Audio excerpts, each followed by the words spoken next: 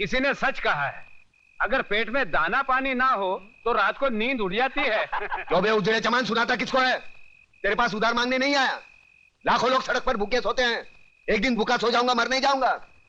और ज्यादा बकवास मत कर, सर पर 2 चाक बचे हैं ना, वो भी उखाड़ दूंगा। आई तू जा प्रताप बीड़ी જોઈએ? साला एक बार बीड़ी क्या मांगी, भिखारी समझता है क्या? ये ले, पूरा डाल ले, सवारी काम आओ से ले। राख मारा क्या भोग लगे, सुतेला सापने जगाड़ी। बीड़ी જોઈએ? मैं आपके लिए खाना लाया हूँ।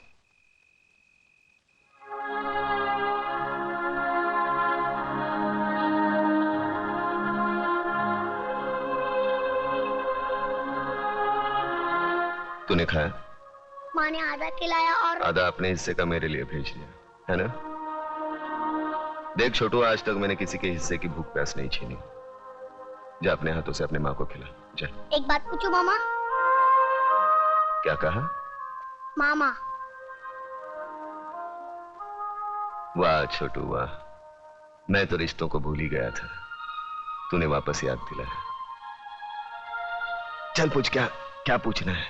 मामा, बचपन में अगर तुमने अपनी माँ से कहानी सुनी होगी तो मुझे भी सुनाओ ना।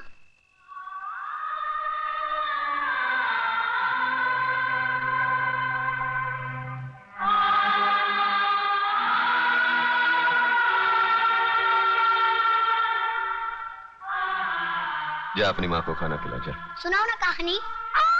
छोड़ो मुझे। चल जा हरामजादी, मैं देखती हूँ तू कैसे नहीं जाती। माँ, छोड़ दो मेरी माँ को, छोड़ दो। छोड़ो मुझे। डाल दो साले की जिप में। माँ, मेरी माँ को बचा लो। बचाओ, बचाओ। वरना लोग उसे उठा के लेके जाएंगे। मामा, बचा लो मेरी माँ को, बचा लो मेरी माँ को, बचा लो मेरी माँ को। वरना लोग उसे उठा के लेके जाएंगे। बचा लो मेरी माँ को। मामा, बचा लो मेरी माँ को।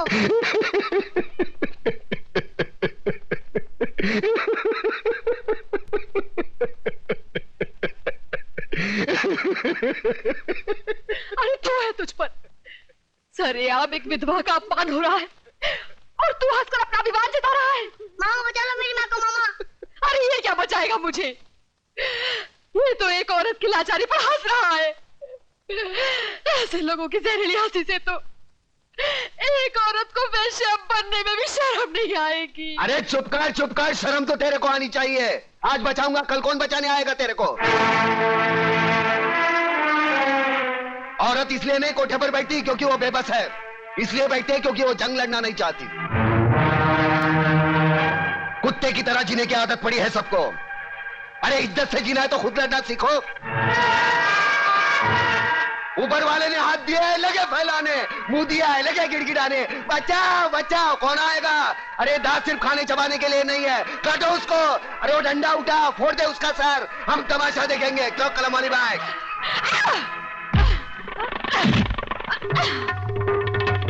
एक औरत को धंधे पर बिठाना चाहते हो तुम?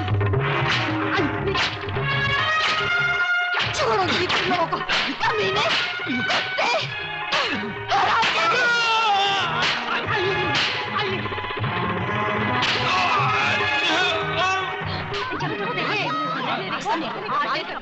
देखा प्रताप, देखिए अपनी जुबान की ताकत। इन लोगों में क्रांति की ज्वाला सिर्फ तुम जगा सकते हो। अरे छोड़ना ज्वाला की बात, यहाँ बीड़ी जलाने के लिए माचिस दूसरे के पास मांगनी पड़ती है। क्रांति की बात एक होने पे तेरा बाप हूँ। चलो चलो भाई, अपने अपने घर पे जाओ, चलो। अरे कल्याण जी, इस्माइल, हाँ ये है ना साला तुम्हारी वजह से बिगड़ा ही है। मैं तेरा मुनी मुंह, लोग क्या कहेंगे? तू क्या कर रहा है वहाँ पे? वो साले गुंडे मोबाइलियों के साथ में तो तेरे को 2 वक्त खाने की रोटी नहीं मिलती। अरे क्या क्या बकबक कर रहा है? अरे इधर मारना नहीं, छोटा मगज होता है, आदमी मर सकता है। अरे ये चल अंदर चल, तेरी वजह से खाना नहीं खाया मैंने, चल। क्या हंस रहा है? क्या हंस रहा है? तेरा कैरेक्टर मेरी खोपड़ी में नहीं बैठता। अरे नहीं बैठे तो ना सही। तू मेरे को एक बात बता पहले, मेरे पैसे से तुम लोग दोनों आंकड़ा खेलते हो? ना, मटका बटका तो नहीं खेलते हो ना? दारू बारू पीते हो? बीड़ी की बात आती है, मुंह बंद कर बेटे। तो नहीं करते हो ना? अरे कलम अली भाई, एक बच्चे के साथ कैसी गंदी बात करता है? ऐसी गंदी चीज नहीं करना बेटे। तो फिर मेरी लक्ष्मी को क्या तुमने फिल्म लाइन में डाला है? कंफर्म करोड़, 1 करोड़। चल खाना खा के गाना गाते।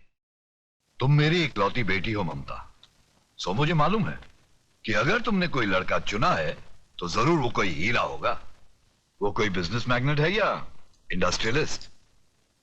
नहीं डैडी, इनमें से कोई नहीं है। तो फिर जरूर वो किसी बड़े अफसर का बेटा होगा, या इनकम टैक्स ऑफिसर का, या कस्टम कलेक्टर का, या फिर पुलिस कमिश्नर का, या मेजर जनरल का। इनमें से भी किसी का बेटा नहीं है वो। अरे वाह, तो फिर जरूर वो किसी मंत्री, डॉक्टर या इंजीनियर का बेटा होगा। हाँ? तो फिर किसकी औलाद है वो? कोई गरीब घराने का है या किसी झोपड़पट्टी में रहता है वो? हाँ। क्या मतलब? शहर के मशहूर बिल्डर योगराज की इकलौती बेटी दुल्हन बनकर झोपड़पट्टी में जाएगी? बिल्कुल नहीं, नामुमकिन। डैडी, आपने लक्ष्मी नगर का नाम तो सुना होगा? सुना है। शहर के बीचों बीच एक सड़ी हुई झोपड़पट्टी है, वही रहता है ना वो। हाँ। लक्ष्मी नगर का नाम तो ऐसे ले रही है जैसे शहर के सारे रईस वही रहते हो।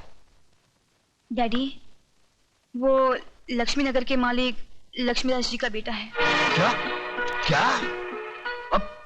अपने लच्छू का बेटा है वो? लेकिन तू तो कह रही थी झोपड़पट्टी में रहता है वो। अरे बेटी, वो लक्ष्मी नगर का मालिक है, मालिक। वाह बेटी, मैं तुम्हारी पसंद की दाद देता हूँ। यूं समझ लो तुम्हारी शादी पक्की। मैं कल ही जाकर लच्छू से बात करता हूँ। अब तो तुम खुश हो? Thank you daddy, thanks.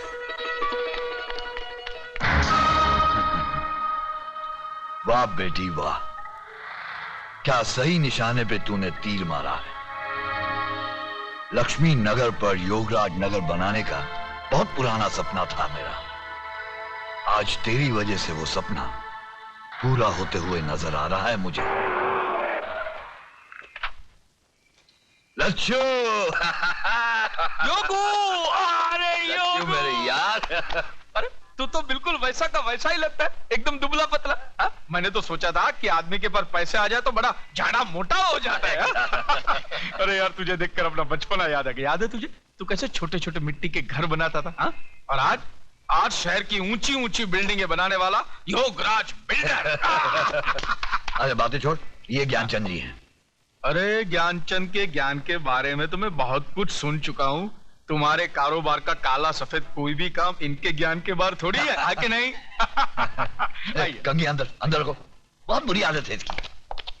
आइए आइए, आप आइए, बैठिए, आइए। हाँ तो भाई साहब बोलिए, क्या पियेंगे, गरम ठंडा? कुछ नहीं, मैं ओवल्टीन पीऊंगा। नहीं, वो घर में नहीं है। ये एक और बुरी आदत है इसकी। देख लच्छू, हाँ। तू तो मुझे बचपन से जानता है, मैं घुमा फिरा के बात नहीं करता। बराबर। देख, तेरा एक बेटा है, हाँ। मेरी एक बेटी है। हाँ। जो कुछ भी तेरा है वो मेरा है, और जो कुछ भी मेरा है वो समझ ले तेरा है। यानी तेरा जो कुछ भी है वो मेरा है? हाँ। वो कैसे? सीधी सी बात है लच्छू, मेरा सारा माल मेरी बेटी का, मेरा मतलब है शादी के बाद तो दामाद का ही हो जाएगा ना। देख भैया, ये तो लेन देन की बात करेगा तो तेरी मेरी नहीं जमेगी। ये लो। इसलिए मैंने अपने बेटे को पहले से ही घर के बाहर भेज दिया है। अरे यार, तेरी बेटी मेरी बेटी जैसी है। एक साड़ी में विदा कर देना, मुझे दहेज में फूटी कौड़ी भी नहीं चाहिए, समझा? वाह। नहीं। और दिन रात एक करके जो मैंने दुनिया भर की दौलत कमाई है वो किसके लिए? मुझे नहीं मांग। देख, मैंने तो फैसला कर लिया है, 1 करोड़ नगद मैं ममता को दूंगा ही। 1 करोड़ नगद? 40-50 लाख रुपए के गहने हैं, और फिर एक छोटा सा बंगला 3 करोड़ का। ये सब मैंने अपने बेटी के नाम कर दिया है।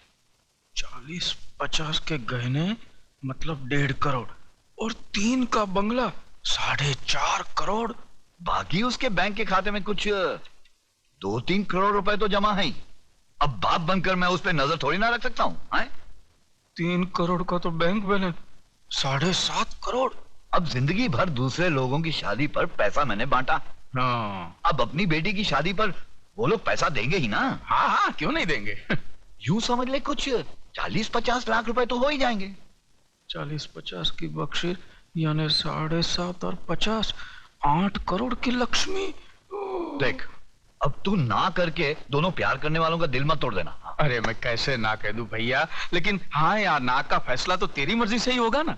मैं तो अपनी बच्ची के लिए कुछ भी कर सकता हूँ। बस तू जब हाँ कहेगा हम दोनों की शादी कर देंगे। ठीक, वाह योगराज वाह, क्या चाल चली है। हम तो समझा था कि राजनीति में नेताओं को भगवान भी मात नहीं दे सकता, मगर तुम तो नेताओं से भी आगे निकल गया। क्या चाल चली है? मैंने तो अपनी चाल चल दी है, मगर सारे पत्ते जो हैं वो अब आपके हाथ में हैं। आप चाहें तो उस लक्ष्मीदास स्टेट पर योगराज नगर यूं बन सकता है। अरे बन सकता है क्या योगराज, समझो कि बन गया। क्यों चंद्रू? अरे तुम्हारा दिमाग खराब हो गया देशमुख। अरे वहां कोई क्रिकेट का खाली मैदान है जो तुम उधर जाके बिल्डिंग बना लेगा? रे अरे हमारा तो समझ में नहीं आता है कि तुमको इस राज्य का मंत्री पद कैसे मिला। 40 साल से बसा लोगों को हटाएगा कैसे? अरे भाई 40 साल से जो काम नहीं हुआ वो 40 मिनट में कर देगा। झगड़ा तो मत करो तुम लोग। नहीं चतुर जी, नहीं, अभी नहीं, प्लीज।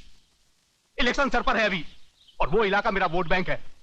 आपको जो कुछ भी करना है इलेक्शन के बाद कीजिएगा, प्लीज। ए ना चल बे, ए ना चल बे। अरे ऐसा लफड़ा तो इलेक्शन में होता ही रहता है। अरे काम करेगा दादा, नहीं समझा? अरे तुम हमको बदनाम करो, हम तुमको बदनाम करता है। हा? हा? अरे बरसों से जो हम जैसा देशभक्त नेता लोग करता आया है। रहा दंगा फसद का बात, दंगा फसद के मामले में दादा का हाथ पूरा हिंदुस्तान में कोई नहीं पकड़ सकता है। बस बस बहुत तारीफ हो गया, अभी आगे बोलो, करना क्या है? अरे इलेक्शन का 2-4 मीटिंग के बाद एक जोरदार धमाका। भाइयों और बहनों, आजादी के बाद कितने इलेक्शन आए और गए, कितने नेता आए और भाषण दे देकर चले गए, लेकिन इस बार हमने दोनों पक्ष के नेताओं को एक ही साथ बुलाकर आपके सामने खड़े कर दिए हैं। तो लीजिए, ये हैं जनता जागृति दल के नेता श्री बब्बन राव देशमुख, और इनकी निशानी है डूबती नैया। इसलिए ये हमारे देश की डूबती नैया को बचाने आए हैं। बजाओ ताली। सुनो सुनो, ये है क्रांति दल के क्रांतिकारी नेता श्री चंद्रसेन आजाद। इनकी निशानी है जली हुई रोटी। इनका दावा है कि देश के हर भूखे नंगे को रोटी खिलाएंगे और खुद भी दबा कर खाएंगे। बजाओ ताली।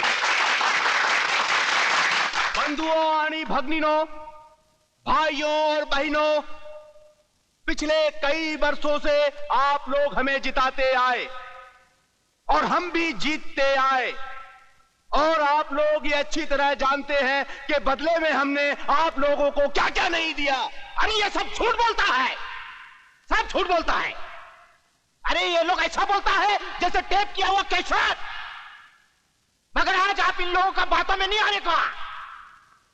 ये लोग आपको अगर कुछ दिया है तो गोली भी दिया है, बेकारी दिया है, भूख दिया है, भ्रष्टाचार दिया है। ये ना चल बे, ये सरकार ना चल बे। ये क्रांति दल के लोगों की दोगली बातें सुन सुन के मेरा खून खौलने लगा है। मिस्टर चंद्रसेन आजाद, मैं तुमसे एक प्रश्न पूछता हूं कि कुर्सी और सत्ता हासिल करने के लिए तुम लोग कौन कौन से ढोंग नहीं रचाते? धर्म, जातिवाद और पता नहीं कौन कौन से प्रश्न खड़ा करके लोगों को उल्लू बनाते हैं। लेकिन अब हम उल्लू नहीं बनेंगे, ना आपसे ना इनसे। बजाओ ताली। ये ना चल बे देशमुख साहब, ये ना चल बे। सिर्फ एक बार इस देश का सत्ता का लोगम हमारा हाथ में दो, और फिर हमको इस देश का सेवा करने का मौका दो। और हमारी सेवा करते करते ये ऐसा मेवा खाएंगे, ऐसा मेवा खाएंगे कि देश की खटिया खड़ी हो जाएगी।